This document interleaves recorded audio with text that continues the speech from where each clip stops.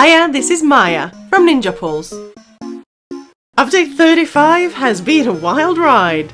First, ground dots were overhauled and combat rotations were totally transformed. But now that's been scrapped. Light and heavy attacks were obliterated. But now ZOS have ditched that too. And now they've announced they're going to reduce the health of enemies in dungeons and trials. All this in just 3 weeks. What in oblivion is going on? Short version? The original PTS patch notes were terrible, and by making these U-turns, ZOS have rescued ESO from themselves. So it's very good news. However, there's still misinformation and faulty assumptions out there, and the ESO community has never been so divided.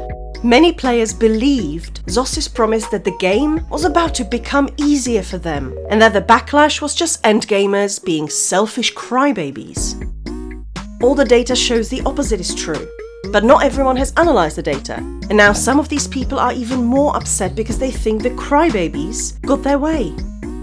Here's what I want to make clear. ZOS have responded to data which proved their proposed changes would harm the game, and hit mid-tier and casual players the hardest, supposedly the very people they were trying to help. If anything, their U-turns prove that the community's concerns were spot on. So credit to ZOS for listening and responding, but mostly to all the players who went on the PTS and shared their data. And to anyone who took the opposite position, I'll say this: you took the word of the developers over the players. Normally, that would be the smart move. So don't feel bad. Let's just stop arguing now, because we have an opportunity to be heard while ZOS are still listening. Also, however the patch ultimately turns out, the rollout has done a lot of damage. Guilds have disbanded, players have quit, and more may follow after ZOS' timid response. Anyone tempted to say, "good riddance," is missing the point. How would you feel if the devs said, "the way you enjoy ESO is wrong, and we're taking it away"? Punishing players for being ambitious is bizarre. And high-profile departures hurt the game, especially when the remaining players are either mad at the devs or mad at each other. We need to start repairing this damage right away. ZOS have shown they're willing to listen, but some people also need to calm down. If you're mad about losing DPS, go test and make sure you're not overreacting. And if you hate endgamers, then scrutinize their arguments and numbers, or go test yourself. Don't just attack them for who they are. Changing minds is never easy, least of all our own. But if you take away one thing from this video, let it be this: test your assumptions. ZOS' job only gets harder when players bicker about their hang-ups and personal preferences. So let's set them aside and review what we know. On the plus side, there are some cool and interesting things in Update 35. The new dungeons look awesome, as always. And although losing DPS feels bad, it might even be good for the health of the game, if it were implemented better. The main drama has been about this power drop, as well as the dot changes. I don't feel like adding to that. So, I'll focus on 4 other big issues with Update 35 that I think need more attention. 1. It was never going to shrink the power gap, and it still won't. It actually makes things worse. All this disruption has been to no one's benefit. 2. The light and heavy attack changes were counterproductive from the start. This hits the mid-tier and lower tier players hardest of all, and I'll show how. 3. ZOS were making the game less fun. Fun doesn't show up in a spreadsheet, but it's kind of important in a video game, and they sometimes forget this. 4. The rollout was not great. It makes ZOS look out of touch. I feel for the devs. Some of the backlash was rude and unhelpful, but their constant overhauls are exhausting, and the language they use is antagonistic. We want the same things they do. We just wish they'd communicate with us more. Quick bit about me, since no one knows who I am. My name is Maya and I run Ninja Pulse, a PvE guild on the EU server. Teaching others about ESO's combat system has been a second job for me since the pandemic. I see what people struggle with and how rapidly they improve when given good information. I think I understand the learning curve and power gap pretty well. But this isn't about my opinions. Loads of my guildies have been on the PTS testing and keeping an open mind because we want our feedback taken seriously. Thanks to all of them for helping me make this. Special mention also goes to Code's post on the official forums and Skinny Cheek's feedback videos. Few people understand ESO better, and their analysis should not be ignored. Anyway, back to point number 1, the power gap. I avoid the term skill gap because it implies that lower end players are just clumsy and bad. They're not. Yes, there is some skill and muscle memory involved in playing ESO at a high level, but mostly it's knowledge and practice, stuff that literally anyone can learn. That's why I prefer the term power gap. It also explains why ZOS struggle to shrink it. Educating people is hard. No amount of patches will make casual players study their tooltips, or erase the experience of those who've been playing for years. All they can do is push up the damage floor without raising the ceiling too much, or push down the ceiling without lowering the floor too much. They don't need to fix it. As Code argues in his post, so long as content is accessible, it's no big deal. But if ZOS are set on shrinking this gap, we're all fine with that, seriously. Even the end gamers. For all their talk about elitists and gatekeepers in ESO, there's nobody who actually thinks inexperienced players should be kept down and discouraged from progressing. That's a myth invented by people who want to blame someone else for their lack of progress. I studied my own group of noobs back in Elsewhere, and we worked through all the trials, having fun, getting our first clears and getting good. No gatekeepers tried to stop us, and why should they? No. Blaming endgamers is too easy. It's not their fault ZOS keeps turning up the power, and it's not like the gear, strats and comps they use are a secret. You want Godslayer? The entrance to Sunspire is right there. Nobody's stopping you. Good luck and have fun. The issue is when power creeps up, it benefits the top players most. And when it's pushed down, it goes the other way. It's not ZOS's fault. These people will find any scrap of power in the game and exploit the hell out of it. And if anyone can sidestep a damage nerve, it's them. Power creep finds a way. Another factor is that many of the strongest sets and effects in ESO are percentage based. Barse and Major Force, for example, become more valuable the higher your DPS, and it's way easier to get good uptimes on these effects in an organized group. Minor Brittle, Major Slayer, Major Vulnerability, Zen, Alkosh, they all kind of work like this. And that's fine. Optimizing a group takes work and should be rewarded. I'm not saying nerf these effects, but it's an example of where some surgical tweaks might work better than dropping the nerf hammer on all damage everywhere. Also, ZOS's fixes have a history of backfiring. I don't want to be mean, but let's face it, they've been talking about the power gap for ages and haven't put a dent in it. The patch roller coaster just lurches in one direction, then another, while the players try to hold onto their seats and their lunch. Meanwhile, top groups continue to smash through content, while the average player can't figure out why they can't nuke the matriarch in Skullcaller Peak anymore. And finally, by pushing through massive overhauls like hybridization, and barely coming up for air before diving into the next rework, the devs make their job 10 times harder. Balance and accessibility issues never get fixed, and the patience, the goodwill, and the sanity of players slowly drains away. We want to see ZOS succeed, we really do. But if they're serious about shrinking this power gap, they should slow down and figure out what would really benefit the mid-tier without destroying the incentives to play this game at a high level. Update 35 sadly missed the mark on both counts. Start with the light and heavy attack changes. I want to clear this up once and for all, because some people still insist that this change was going to be good for casual players. Originally in Update 35, light and heavy attacks were going to deal flat damage, less than half of what they deal on live with decent stats. The idea is that the best players hit the most light attacks and have the best offensive stats, so this lowers the ceiling without pushing down the floor. Sounds okay on paper, so why doesn't it work? First, light attacks aren't as OP as some people think. With top tier stats, a perfect rotation, and perfect weaving, light attacks might be 12 to 15% of your damage, maximum. Players with a less slick rotation deal less damage with light attacks overall, but the proportion of their damage that comes from light attacks is almost always higher, and goes up the more inexperienced the player and the more complex the fight. Think about it. If you're really good at weaving, you're also going to be good at casting abilities on cooldown, getting good uptimes, timing your bursts, and so on. These things are way more important than weaving, and that's why in sloppier rotations, light attacks rise as a proportion of damage, and why Update 35 punishes those players. To illustrate, here's one of my guildmates in Falgraven hard mode on the live server.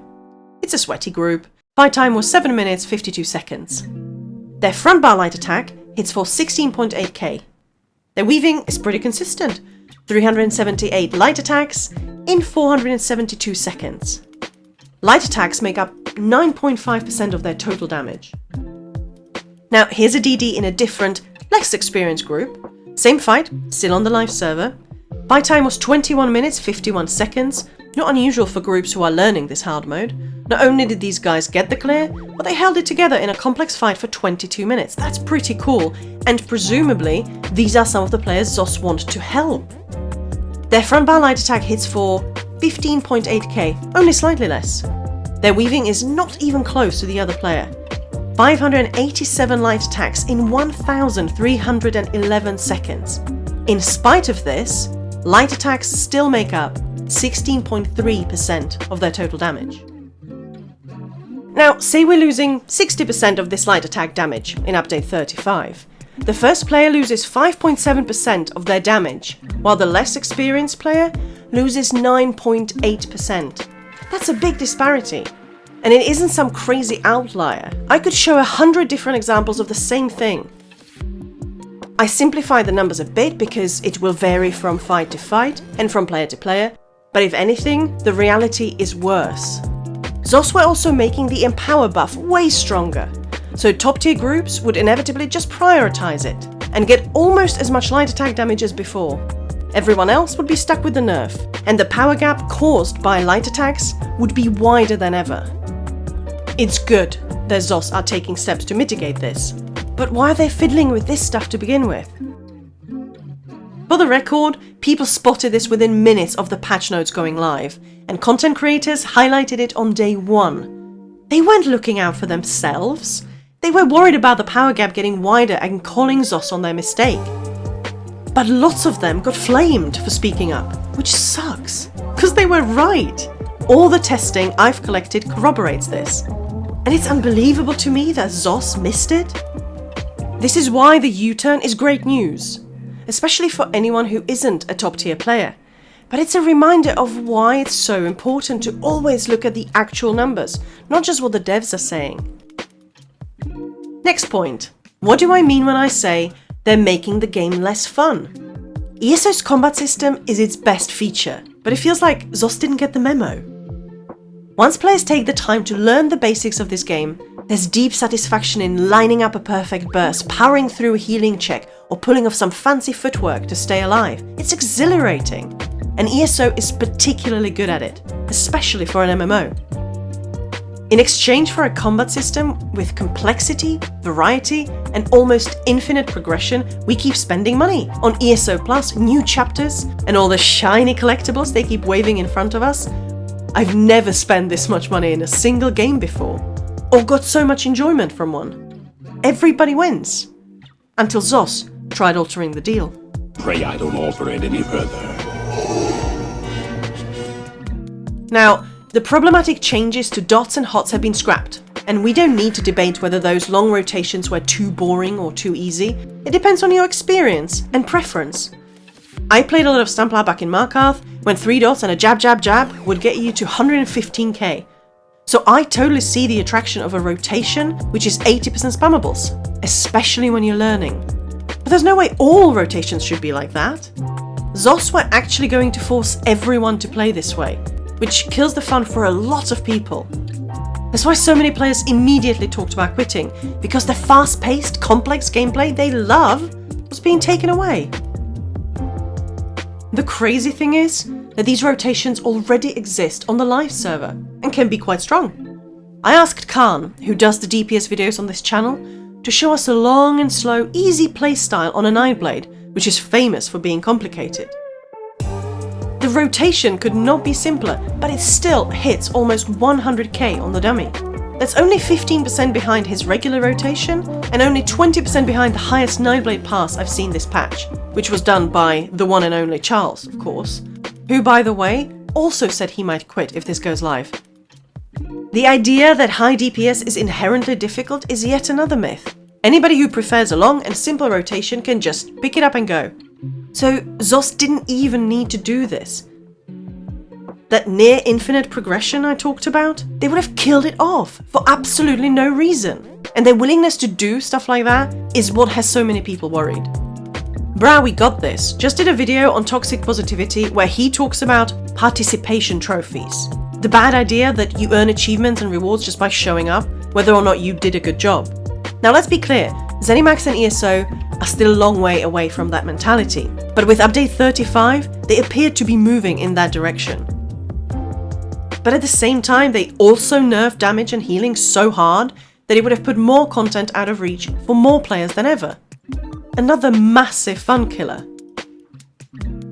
It's true that power creep has turned some of ESO's coolest dungeons into bland encounters where nuking every boss and never seeing a single mechanic is much too easy. So I like ZOS's goal here, but the way they went about it was just bad. Just imagine, without the player testing and feedback, these changes could have gone live, diminishing ESO for everyone. So I want to say thanks to ZOS for listening, but especially to everyone who ran trials on PTS and made their findings available.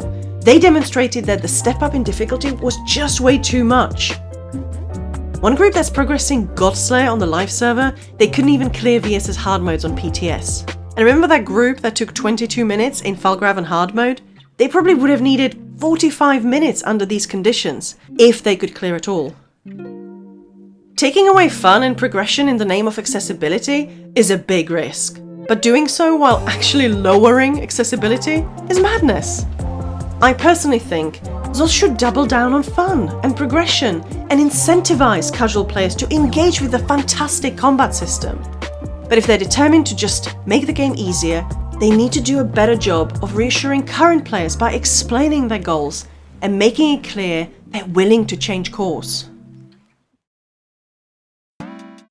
Which brings me to the last problem, the rollout and communication in general.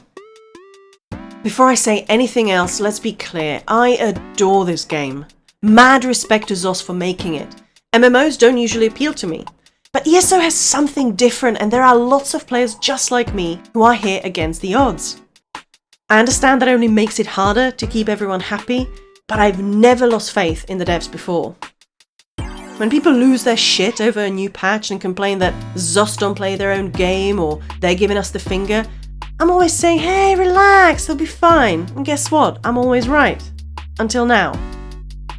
This time, the combat preview was troubling, the patch notes were dismal, and all our testing proved that the accessibility benefits they had pitched so hard had been spectacularly missed. It's been a bad few weeks for them, and I don't want to see it happen again. The rollout deserves special mention. Accommodation for a wider variety of players to close the skill gap and make content for everyone so people can participate more. I mean, that all sounds great, if it were true. But these are big promises, which could almost have been calculated to divide the player base. On one side, there were those who spotted problems on PTS, voiced their criticism, and naturally felt angry at the nonsense they'd just been fed. On the other side were those who believed big benefits were coming their way. Why would the devs lie? And naturally got angry at the first group for being negative and elitist. The arguments started as soon as the patch notes appeared and have only escalated since then. It got to the point where Nefas took a week off the grid to save himself from all the abuse he was getting for daring to criticize these changes. To be fair, ZOS didn't create this tension, but they often stoke it with the language they use. And this time they carelessly set these people against one another. It was irresponsible to bang on about accessibility without any real evidence that it was coming. All it did was polarize the player base and set off a toxic mudslinging match which may have long-lasting consequences. Of course, this is easy to say with hindsight, but they should have verified the accessibility improvements before announcing them. Now they've been proven hollow, they should acknowledge their mistake, if not make an outright apology. Then maybe their most rabid defenders would simmer down. Speaking of doing more testing, I find it hard to believe that Gilliam would have missed these elementary problems had he been given sufficient time or resources for testing. Code also spotted this. saying that some changes just made no sense outside of the sterile environment of target dummy testing, implying that they should have done more testing in content. The impression that the devs don't play their own game is extremely common, and I don't know if it's true, but they're making it very easy to believe. It would explain why they think weaving is such a problem when it isn't, and why they think you can't be effective without a complex rotation when you can. Now, I'm not a game developer, and the idea of paying your coding, writing, and PR professionals to play a video game during office hours might sound naive, but if it helps them understand their product and customers better, it might not be the worst idea. And showing the players that it happens is an easy way to generate some goodwill, which is in short supply right now. I don't know, just a thought. Equally, we're pretty ignorant about the devs' priorities, and sharing some of their stats with us might really help. For example, what percentage of players have never done a veteran trial? How many bought Blackwood and never did Rogue Grove? What are the metrics they care about most? And how are they trying to influence them? Obviously, they can't reveal everything, but it wouldn't break the spell if they shared some basic stuff. We all understand that there are commercial realities involved, and giving us a peek behind the curtain at their priorities will almost certainly generate greater understanding, sympathy, and patience when they start tinkering with the game. Meanwhile, players need to stop attacking the devs and each other. Criticism of ideas is one thing, but personal abuse is just unacceptable and only makes matters worse. Cut it out, guys. Not cool. The devs could also use language which is less hostile to elite players and doesn't encourage casuals to harass them and treat them as fair game.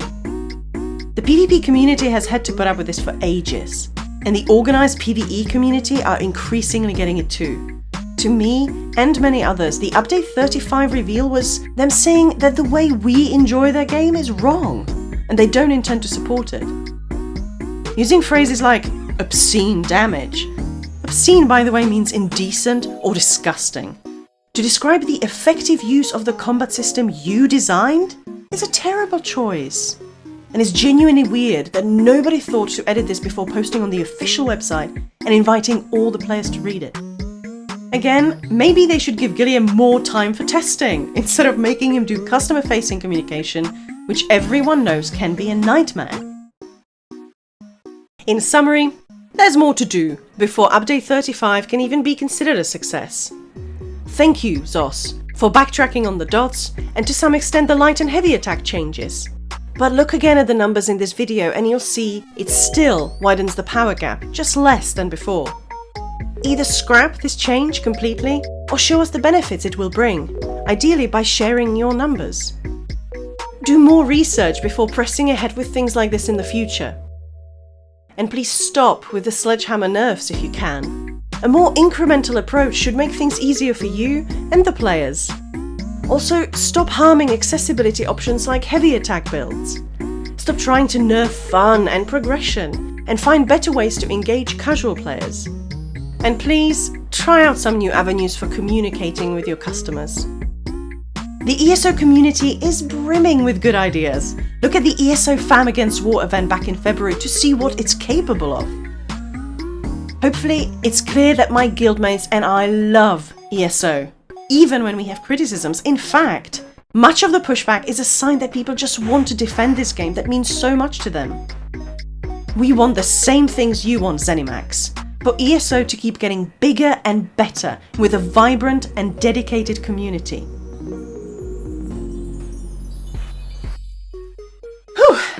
Thanks so much for watching till the end. Give the video a like if you agree with our take and please share it, especially with the people who don't get why Update 35 has caused so much trouble. And go ahead and comment, just be nice. It's time to come together over this.